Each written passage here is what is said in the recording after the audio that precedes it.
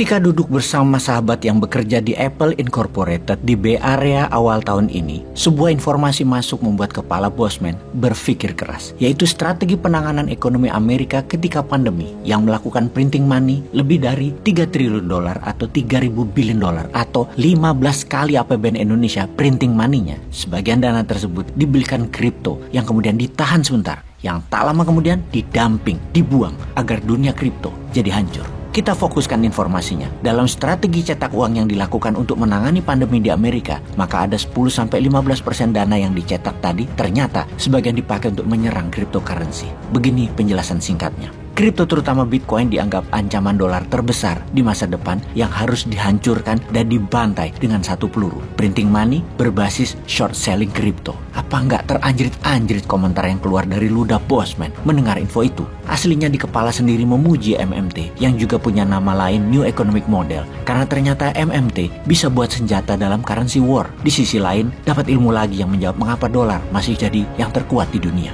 Canggih defense sistemnya dolar itu. Kok kepikiran aja para ahli-ahli di Pentagon itu ya? Sebelum menjelaskan lebih lanjut, kita harus mempelajari mengapa warfare atau sebuah negara menjalankan strategi menyerang demi survival of the nation. Demi utuhnya dan kehidupannya sebuah negara, maka berperang atau menciptakan peperangan jadi dipentingkan. Bukannya damai itu lebih baik. Di sini kita harus membedakan apa itu manusia sebagai pribadi, manusia sebagai family atau keluarga, manusia sebagai makhluk sosial, manusia sebagai makhluk politik, manusia sebagai bangsa, dan manusia sebagai negara. Bernegara itu tidak sama dengan bersosial. Bersosial itu adalah bagian dari bernegara. Mempertahankan keutuhan negara adalah untuk melindungi bangsa, melindungi kehidupan sosial. Karena itu kebijakan era reformasi yang seakan perang itu sudah berakhir ketika Cold War berakhir di tahun 1991, ketika Soviet bubar adalah pemahaman kuno, pemahaman kolot yang ternyata ada dalam pemikiran manusia era reformasi. Pemimpin era reformasi adalah politik dan terlalu politik. Politik menjadi seni bernegara yang kelewatan, keterlaluan, sehingga kepala manusia politik 20 tahun ini yang sangat kental dengan konflik intrik kelompok dan kroni tersebut bikin masalah.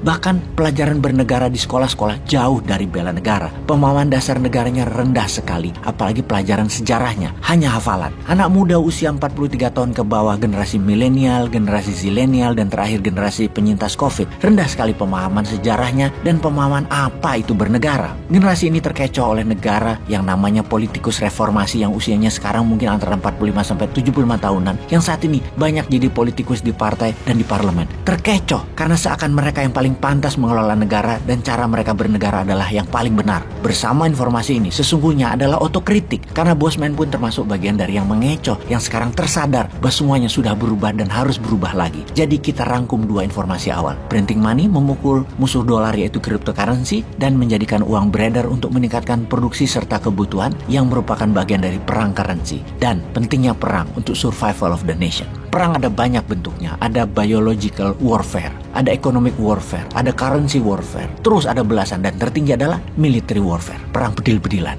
Bicara military warfare, apakah benar Amerika dan Tiongkok akan berperang di tahun 2025? Benarkah akan terjadi dalam 2 tahun lagi? Sekarang kita melihat datanya dulu. Sama seperti tahun lalu, Bosman dengan rinci menjelaskan movement atau pergerakan tentara Rusia di perbatasan Belarusia ke Ukraina dan perbatasan Rusia ke Ukraina yang makin hari makin intens sehingga perang tak terelakkan. Saat ini pun sama antara Tiongkok dan Amerika. Kita akan detailkan fakta lapangan. Amerika dulu. Amerika meningkatkan akses militer Amerika di Filipina hingga 2 kali lipat jumlah personelnya dalam beberapa bulan ini, termasuk peralatan militer Amerika di pangkalan Amerika di Filipina. Kemudian Sekjen NATO, Jens Stoltenberg, tur keliling Asia serta mengajak India dan Jepang untuk bergabung dalam Fakta Pertahanan AUKUS. Kemudian pernyataan Jenderal Bintang 4 Amerika, Mike Minihan, kasaunya tentara Amerika yang dengan jelas mengatakan combat ready untuk tentara Amerika. Melanjutkan perkataan sebelumnya, I hope I'm wrong, but my gut tells me we will fight in 2025. Dia mengatakan dalam konteks perang dengan Tiongkok tentunya. Karena Xi Jinping mengatakan dalam awal jabatan ketiganya di tahun 2022 kemarin, Xi Jinping dengan jelas mengatakan akan mengambil Taiwan untuk menjadikan satu negara, satu sistem. Kemudian Taiwan akan ada pilihan raya di tahun 2024, yang mana gerakan pembebasan anti Tiongkok yang ingin Taiwan merdeka, Partai Kuomintang, kemungkinan besar akan dimainkan dalam tanda petik oleh sang paman, Uncle Sam. Di sisi lain, Amerika tidak mau perang langsung di Ukraina melawan Rusia dengan hanya mengirim mengirimkan senjata dan alat perang tanpa mengirimkan tentaranya. Sementara dalam hal Taiwan, Amerika mengirimkan langsung tentaranya, yang mana di Filipina, di pangkalan Luzon, jumlah kekuatannya sudah 2 kali lipat meningkat dibandingkan 10 tahun terakhir dan terus akan meningkat.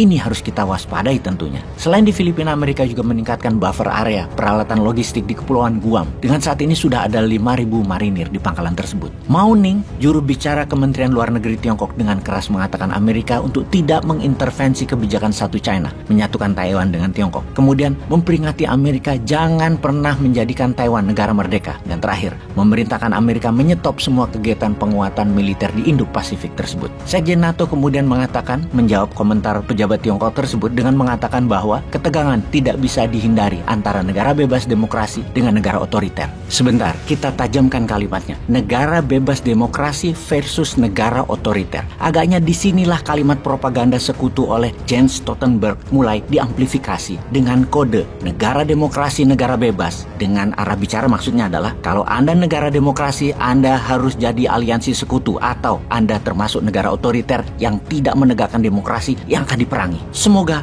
kita bersiap. Nggak tahu kita sama pejabat era reformasi ini mau dikemanakan negaranya. Ngomong dong ke rakyat untuk menjelaskan posisinya. Kalau mau perang, kita harus waspada. Masa masih memilih dagang jualan tanah air terus yang dikampanyekan meningkatkan devisa? Hati-hati langkah ke depannya. Perhatikan Indo-Pasifik. Di halaman depan Nusantara loh itu.